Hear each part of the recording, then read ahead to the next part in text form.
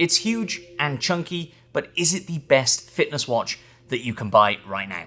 Our team just got back from the Apple event where they went hands-on with all of Apple's latest products, so here is their initial review of the Apple Watch Ultra. For many Garmin users who want a bit more smart from their smartwatch, this is the Apple Watch many will have been waiting for. Larger, longer lasting, and more rugged than any timepiece from Apple in the past, this is designed to be the device for the seriously active user. Of course, the Ultra name comes with an Ultra price tag, but if you're looking to get all of the benefits of a watch that can truly communicate with your iPhone and actually help you achieve your fitness goals, then this could be the one to go for. Then again, there's a reason brands like Garmin are dominating the premium market where the fitness and health features are so much more advanced. The big questions are, can Apple really catch up, and how does it feel to wear this thing? The Apple Watch Ultra is not cheap, coming in at $799 for the 49mm version. Then again, that's not quite as expensive as some of the rumors suggested, because they said it could have been well over $1,000. At least we've got some better news when it comes to when you can actually get your hands on it. The Apple Watch Ultra's release date is set for Friday, September 23rd, with pre-orders already open. The first thing you might think when you pick up the Apple Watch Ultra is that it's a bit big compared to the smooth lines of the Watch 8. We expected it to be an ugly device, but the way that the metal molds around the outside of the device, even the big bulge on that right-hand side, it all isn't that unsightly. On the left-hand side of the wrist-based device is a new button, and this is where one of the novel additions resides.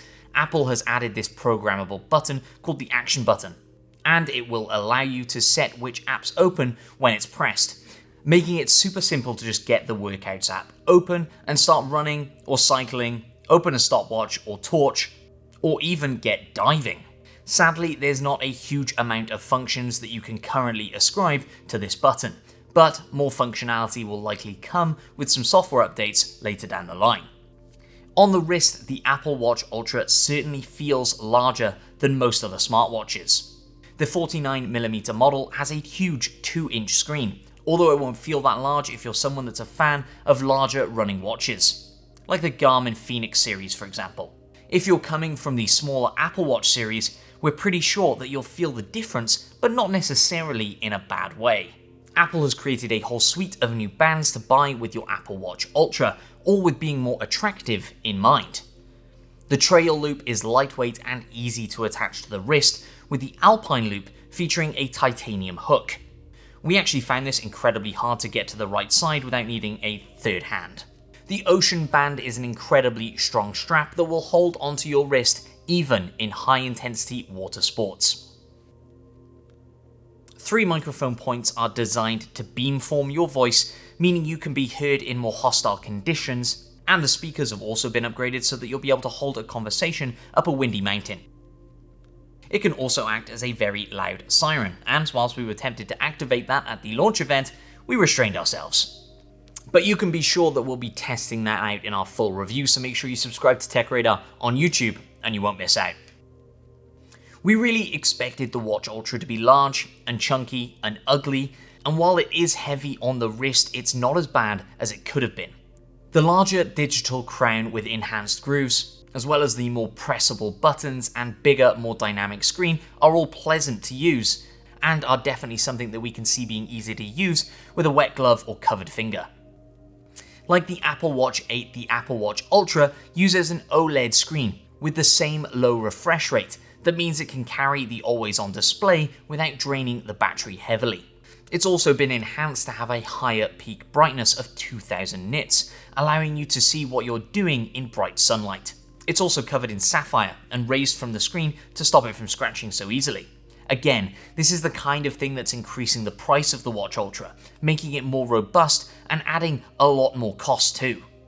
The Watch Ultra's display is the sharpest of any Apple Watch, and that richer display means it's also easier to follow instructions or read data on the go without needing to peer too closely.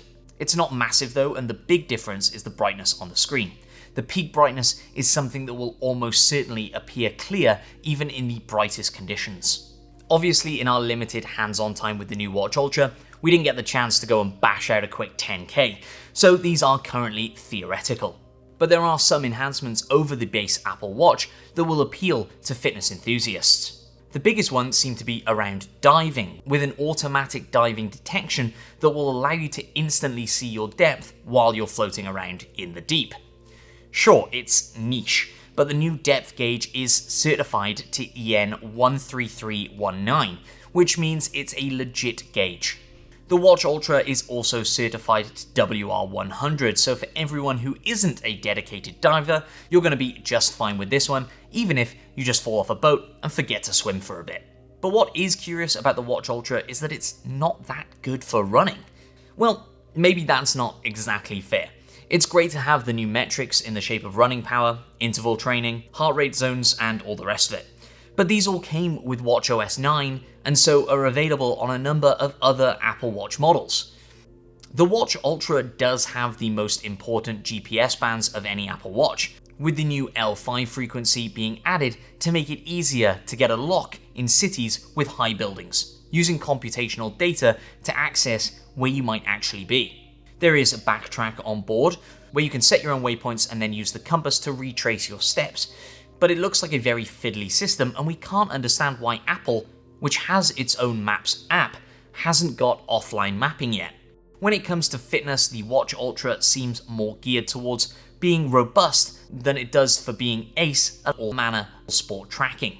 The battery life on the Watch Ultra finally, after 8 years of new devices, crashes past that 18-hour mark, at least according to Apple. That new capacity partly comes from the new S8 chip inside, and of course from the extra thickness of the device that definitely looks and feels chunkier on the wrist. In terms of how quickly you can charge the Watch Ultra, it's not that much different to the Watch 8, which uses the same fast charger from the Apple Watch 7. Of course, that ruins your sleep tracking, and so if you're like us and you hate the idea of having to not get your data in each day, you'd best keep a watch charger by a laptop or sofa so that you can charge it in your downtime instead of bedtime. Sure, you'll be able to wear your watch for a night or two in bed, especially if the new 60-hour mode that's coming later on this year performs as promised. But that's still not enough to be consistent at sleep tracking, and many people will struggle to wear a watch this big in bed. The Apple Watch Ultra is something we've been demanding since day one, a proper fitness tracker device from Apple. And that's definitely what we've got here. However, the overall feeling, much like with the Samsung Galaxy Watch 5 Pro, is that this isn't a good enough suite of fitness facilities to rival the immense power of the more dedicated running watches. But that doesn't really feel like the market that Apple is going after. It doesn't need a Garmin rival because the hardcore ultra runners are still going to gravitate towards those high-end premium devices. The Watch Ultra is designed to extend the appeal of Apple's timepieces to more users. Those users that are more serious about their fitness but not getting up at 4:30 AM to do precisely 14 times 400 meter intervals at a zone 4 heart rate. However, if you want a watch that will offer cellular connectivity in hostile conditions, that will monitor your health or let you quickly make a call to the emergency services, then that's where this excels. It's a watch for those that want power on the wrist but still like the idea of it being a small iPhone 2. We're going to be putting the Watch Ultra through its paces properly as soon as we get our hands on the device. So make sure you subscribe to the Techradar YouTube channel and you won't miss out on that. And while you're subscribing, leave a comment down below. Let me know what you thought of Apple's launch event. What did you think of all the products? Genuinely interested to hear what you guys have to say. And I'll see you on the next one.